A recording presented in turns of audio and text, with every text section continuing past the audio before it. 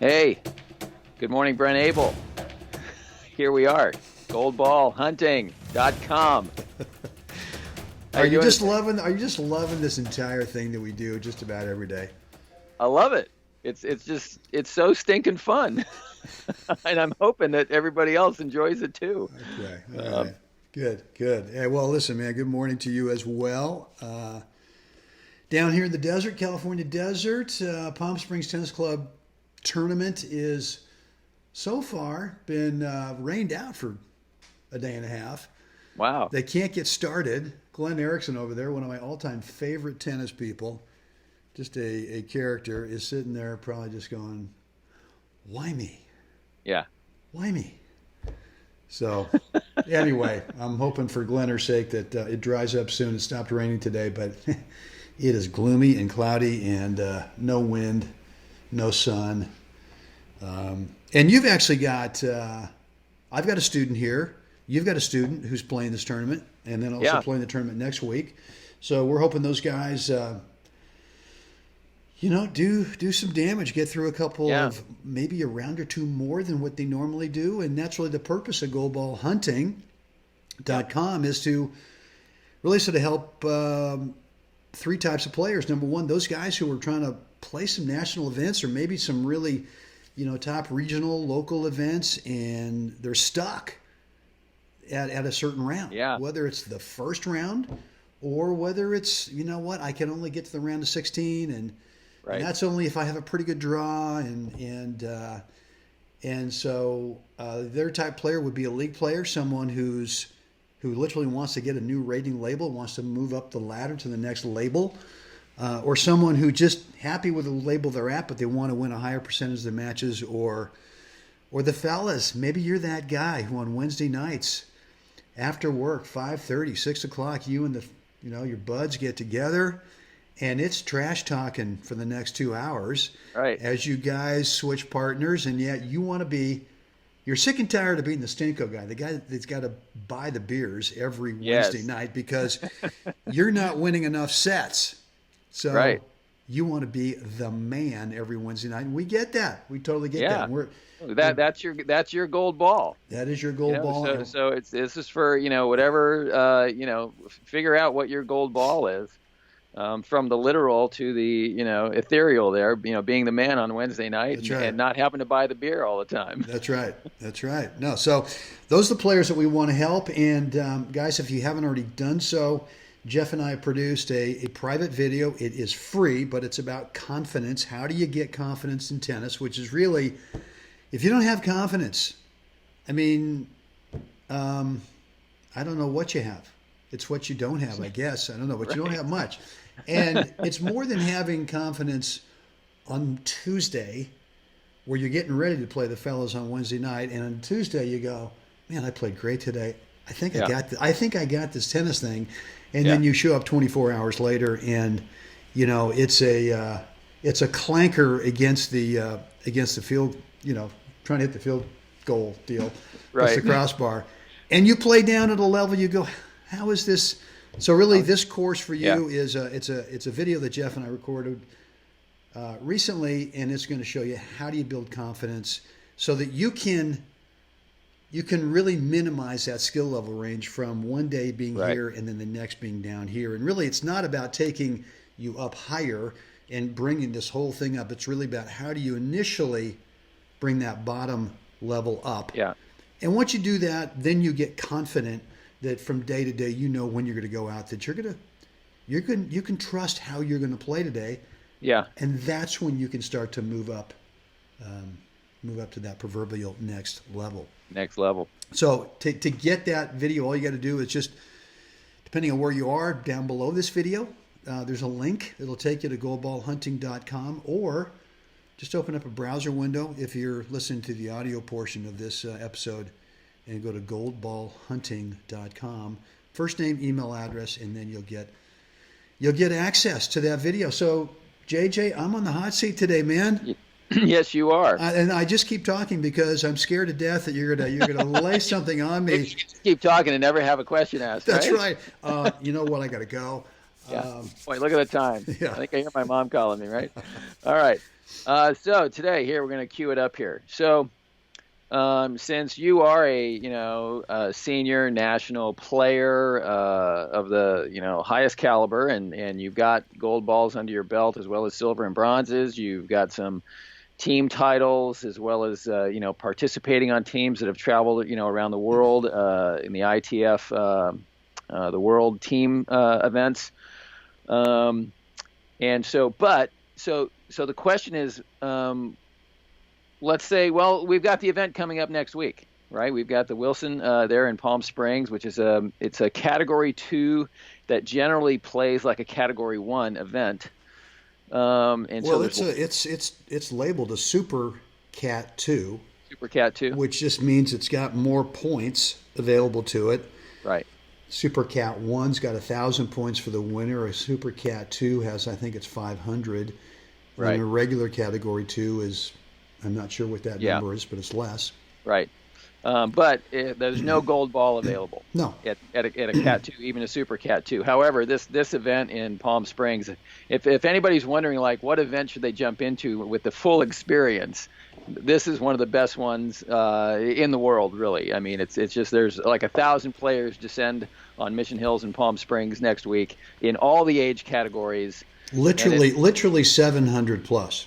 yeah, and so it's a remarkable week, and it's so much fun once you've played your match and you're out there just walking the grounds, the 16 hard courts, and you're seeing the 85s women's match, and you're thinking, oh my gosh, I hope I can move and play and look at these guys, these gals having so much fun competing and doing it, and then they're in the 85s, and it just transcends everything. So anyway, I encourage anybody to look into who are maybe questioning whether they should jump into a national event or not. It's just a different experience than league tennis. There's no comparison. The energy at an event like that, like this, is just phenomenal. There's the travel part of it. You're building these new relationships with players that it's just so much fun. May I tell you right now how scared I am about the question you're going to ask as you keep going on and on. Let's get to it because let's do it. He's getting nervous here. I'm Okay, about to. so Yes. next week, or actually no, because the draws are up. Yeah. Right. So Right. so what goes through your mind? What's your thought process when you look at the draw for the first time going into a tournament? How do you manage? That's a great question. How do you manage the voies? Because Yeah. Well, there's all those kinds of things going on and yeah. expectations so go ahead. It's all you now, dude. I'm taking my glasses off. I'm gonna grab my coffee Okay. All right. and tee it up. There you go. Um, so when I look at a draw, I don't really. I mean, I used to look at it and go, I have a good draw, I have a bad draw, as opposed to Brent. If you're going to win this tournament, which I'm assuming you entered because that's kind of what you want to do. All things being equal, right? Meaning that I'm not injured, meaning that Right. it's not like my first tournament back after taking off tournaments for some reason for a while, which might be a different mindset, which is, look, I just need to get back into it and kind of desensitize myself, really don't have any expectations. Right. But I look at my draw and I do have expectations. I do because I've got expectations that I could win this tournament. Right. There's no Plus, reason. Plus there's, you look and the first thing that comes out of the seedings. So The first thing that comes out of the seedings, So and there's then, Brent Abel. Yeah. You look, you pull it up online, and there it is. Brent Abel, seeded 1, seeded 2, seeded 3, seeded 4. Right. Somewhere right. in there is where you're going to land That's most right. of the time, probably. So how does that affect how you think? What, like, expectation And same thing. It's kind of like, well, if you're seeded 1, which I am next week over at the Wilson, and if you look Congratulations. at this, That's thank you. huge. Well, I mean, I've got to give you a lot of that credit for helping me last year, and certainly helped me get prepared with my framework for my topspin forehand. Before I went down and played Irvine in the 70 hard courts, which I just kind of ground through it and won that tournament. But that was So for the first 6 months of last year, yeah, I mean, I did enough damage out there that ended up getting ranked number one in the country last year in the 70s in singles. And Awesome. so here it is, the first tournament, the first big tournament of the year, and so it would stand to reason that, I mean, I could have been seeded one or two. Either way is fine, but it ends up being one.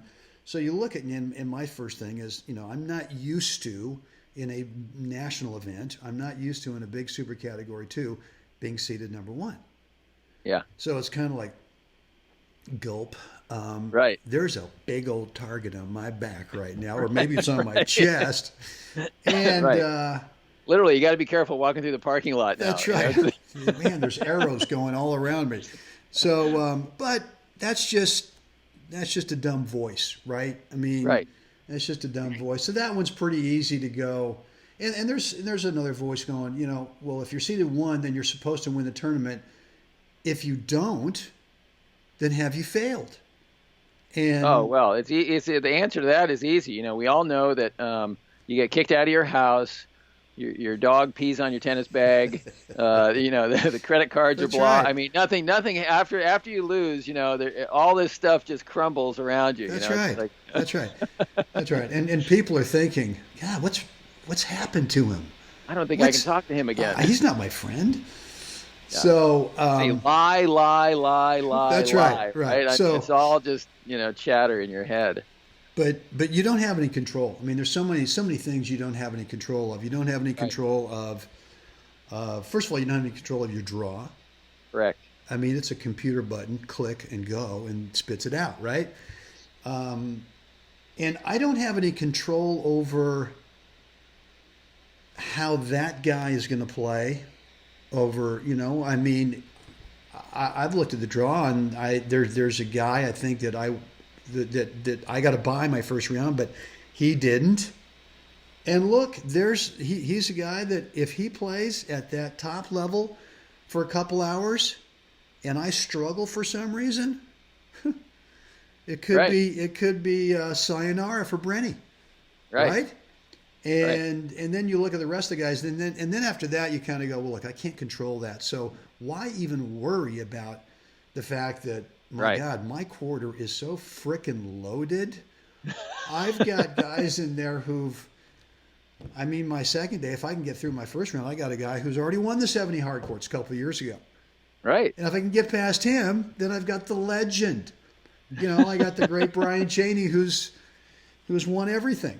Right. And who's actually now is itching, yeah, for redemption, that's right? right. Because That's you took right. him out last year at the indoors, I right? took him out, but he was hurt. He Right. had a bum knee and didn't move well, and I took full advantage of it, but he's been progressively healing, and he's almost 100%. And, a 95% Brian Chaney, That's tough. That's tough. That's a lot of Brian Chaney. yeah. So, the way I look at it, Jeff, is that, look, I don't have control over everything. I certainly don't have control over really how I'm going to play day in and day out. One of the matches is at 7:45 in the morning here, and at 7:45 in the morning this time of year, when you're on the north side of the court looking south, you can't see because the sun is just above that fence over there, and it's right at you. Yeah, And you're just right there. and you're trying to get this thing as low as you. By the way, go Buffs! You're trying to get the thing as low as you can and still be able to see half of the ball coming in, right? Right. Right. So who I know, in knows? fact, I know that angle. I know exactly what Yeah. you're talking about down there. So- It's rough. It's very tough. So obviously, I don't have control over that. Right. And so to me, it's kind of like if I'll just not think about this stuff and just go out and just prep for every match like I normally do, and just literally the old cliche, take it one day at a time, one match at a time. Don't look into the draw and start thinking, well, if I get past this guy, it's kind of like the score when we're playing where we're up a break, and this is what happens. We're up a break 3-1 in the first. And now all of a sudden it's 30 all, and you go, well, look, if I ace the guy here, then it's 40-30, so that's cool.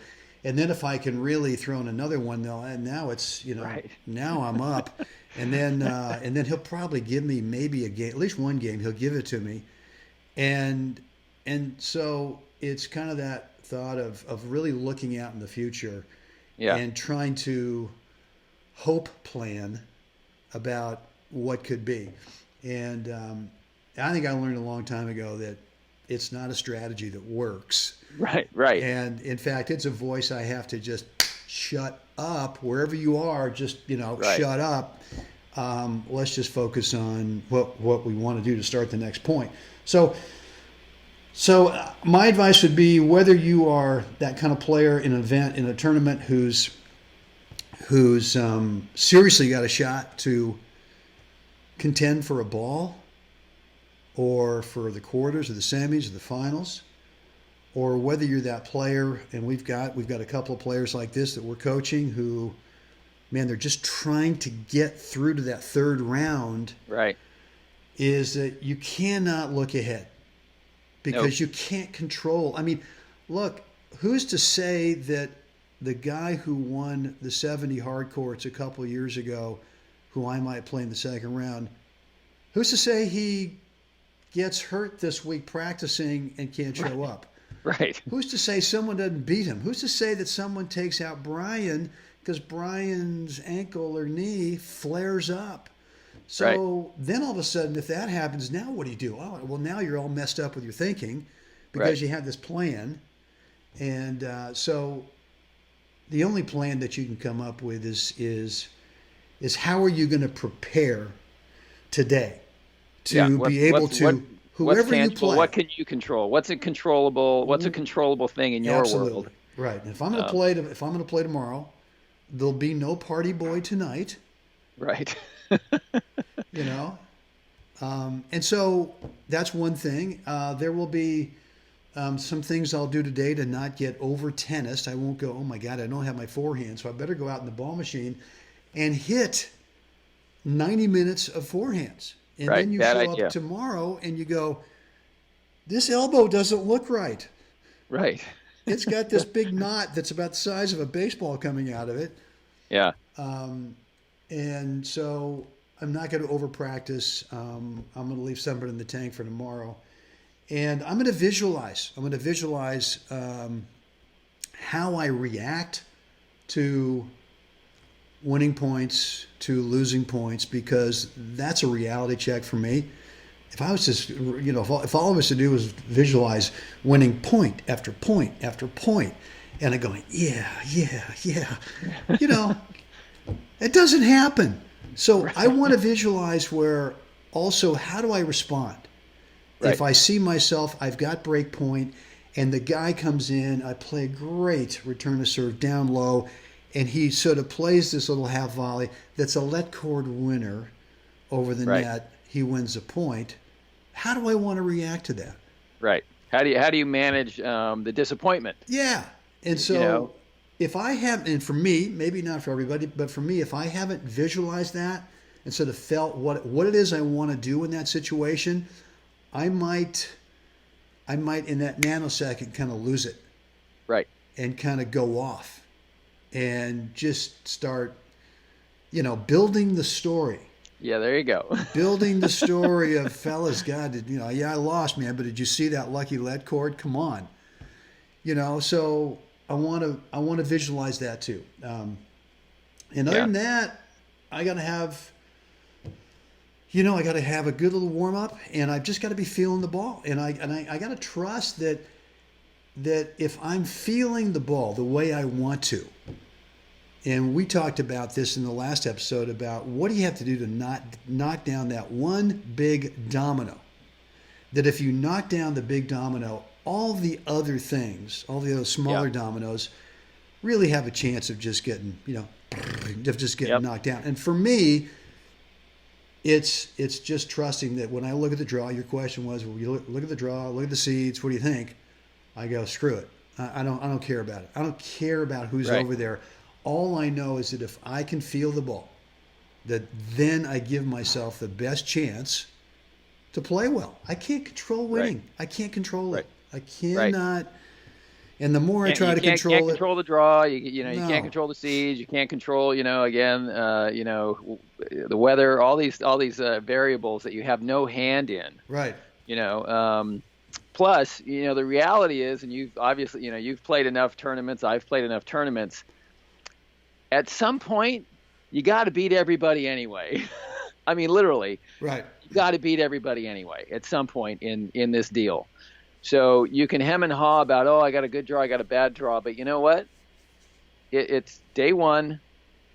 You bust hump to get through that first round. You get in the trenches, you get dirty, you get some grass stains on your knees, and you just do the work, because there's a huge, let's say, confidence boost when you get through a first round, and you get to come back the next day. You're a player that gets to come back tomorrow, and when you're at an event, you drove there, you flew there, whatever. And day two, you're walking onto the grounds with your racket bag and you got your stuff. You walk, you kind of walk with your chest out a little bit, your head held a little higher, because half of the people don't get to play today. Half. This is a single elimination. If you're going to be in, stay in the main draw, half of everybody isn't coming back tomorrow. That's huge. There's a psychological kind of edge to that. So I've always found that, if I'm seated or not, whatever, that I just focus so hard on getting through that first round and just managing myself through that first round and doing whatever it takes to get through it, so I can come back tomorrow, because that little bit is confidence. I walk on the grounds a little stronger the next day, and I just feel better about it, So I think it's interesting. I'm going to circle back here to, last year's success that you had, right? And so now here you are, first event of 2019, and you're the number one seed, and you kind of look at it and you go, huh? There's an initial kind of like, oh okay, take a breath and kind of go, because it's like, I remember the first time this happened to me back when I was, touring, and I'd gone from no ranking at all in Northern Cal, struggling first, second round, the men's open and these small pro events, to then to number 17 in NorCal at a time in NorCal that was golden time, brutal, right? And then there used to be a tournament down in Carmel. I think it was December or November. It was at the Hyatt, and it was like one of the best opens, and they don't have it there anymore. But I remember that was the first tournament, even though it was at the end of the year, it was the first tournament that counted toward the next year. Mm-hmm. And I remember going to that event and seeing my name written in red, because that means you're seated, right, in the list of seeds, right? And there I am, seated fourth, and walking in there and seeing that. And this was a time when, we didn't have the digital age, so you had to get to the tournament to see the draw and what was going on. And I remember this initial panic, because it hit me. It was like, bam, there it is. It was like, oh crap, I have to beat everybody again. And that's a stark reality. And obviously, there's a little bit of that for you probably going into this, even though you've done this again, you've done it more, more than once, obviously. But there is that sensibility, like, God, I had a great year last year. Okay. Look, let's line it up, because we got to do it again. Yeah, there's no question that it's psychologically easier to come in under the radar. You're not seeded one. You're a number 5 seed, or you're a number 9 seed. And this happened to me last year. I was seeded 9th. I was one of the 9 seeds last year at this Wilson event. And part of that was because I'd only played one singles event all year, the year before. And so, the tournament director goes, yeah, I don't know, man. I mean, you just don't have any results. And I said, totally cool. That's fine.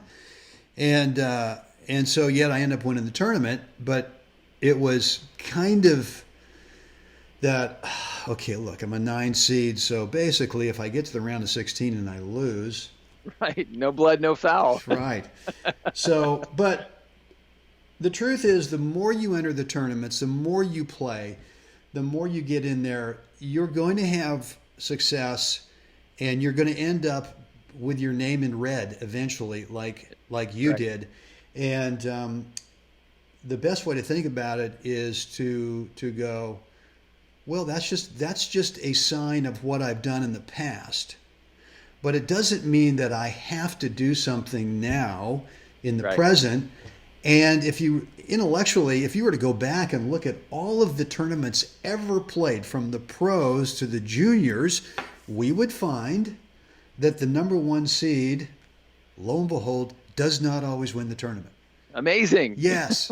So, but what the number one seeds do, because they're seeded one, is they have that attitude, I think, and at least the attitude I'm trying to have right now, is that, look, this is just another event. I mean, if I lose and don't win the tournament, well, that's been done before by Right. by Yeah, everybody. you're not inventing it. I'm not the inventor of the, not, yeah, right. And so, but I certainly do plan on coming back. It's not like, and it Right. happened last year. The number one seed in this tournament last year lost in the quarters. You know, so it happens. Yeah. And Yeah. so So I, so I I'm gonna think I go ahead. just think you have to be more realistic about Yeah. looking at your draw and trying to figure out it's it's good, it's bad, and then how am I going to navigate through this? I hope I don't have to Right. play him. Maybe he'll get beat down here. Right. Too many mental gymnastics that It's actually there's no reward there. There's no payoff to the mental gymnastics of walking down no, that road, no, So for me, in my little story there, at that time, Sherm Stever was coaching me. yeah, He was also coaching Joe Myers at the time, and he talked me off the ledge. He said, Jeff, listen, you earned it. There's no difference between 4 weeks ago that got you to this place than you today. Your forehand still works.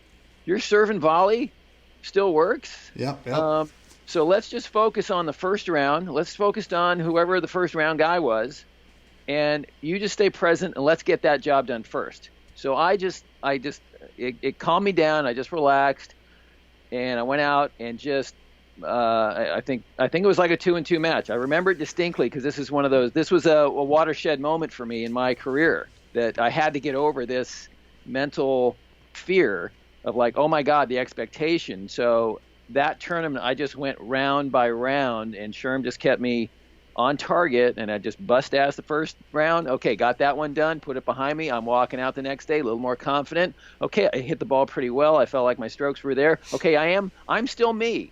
I'm still the guy that earned that seating with all the talents and skills and toolbox that got me there. So every well, round just I think the other thing too. reaffirmed my ability, and I held my seating. I lost in the semis, had a great match, and the rest of the year was phenomenal for me.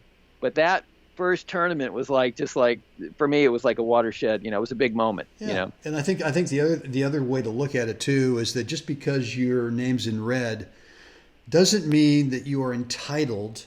Now that Yeah, you've got there, doesn't mean that you're entitled to continue to have that name in red or that number wherever you end up. So right, right. it's something that can mesh up. I mean, and Yeah, it's kind of like the league players too. They look at, here's a 4-0 guy going out to play another player who's got a 3-5 label, two different labels, which means the horror. yes, Oh my God. which means that, dude, you should not lose to this guy, and if you do, You'll be shunned from the team. You'll be banned. or you could sue the NTRP That's and say, you've just caused me so much mental anguish by right, rating me wrong or rating him wrong. right. I'm going to sue on his behalf. So you just have to, I mean, looking at the draw and looking at your seed and thinking that means something is, it just doesn't win you Right, any matches. I don't know how else to say right, it. Does not win you right, matches, and worst case, it could lose you matches, right? right. The So, only thing I think you should be taking away is that you go out, you see the seating, blah blah blah, you get a general idea of what it looks like. You go to that first round match, you look, who is it? Do I know this guy? Have I played him before? Who's got the playbook on this guy? Now it's time to go to work. Yeah, yeah. And what's the strategy I'm going to use? Or you know what? I can play this guy straight up my game, and he's going to have to come up with answers for what I'm doing because I know the style he plays, whatever it might be. So you can really get like, okay, get the general look. Great. Okay. It's going to be a long week. Pack a lunch. That's great. And mentally, it can help you prepare for the week and know that, okay, I'm in it here, and this is I'm going to have to put my boots on, and we're going to have to get dirty this week, and accept that and kind of embrace it. I think is much more fun. And then who's my first round? Do I know him? Does somebody know him? Can I get some intel? Can I start to work on that win before tomorrow comes, and start to get settled in my head, feel good about a plan, and get out there, hit some balls, and feel, all those things. So anyway, that was great, Brenny. Well, good. Great question. As always, a great question. I didn't freak out too much when you asked me. No. So we're going to wrap this up. Jeff, what's the next thing for everyone to do right now?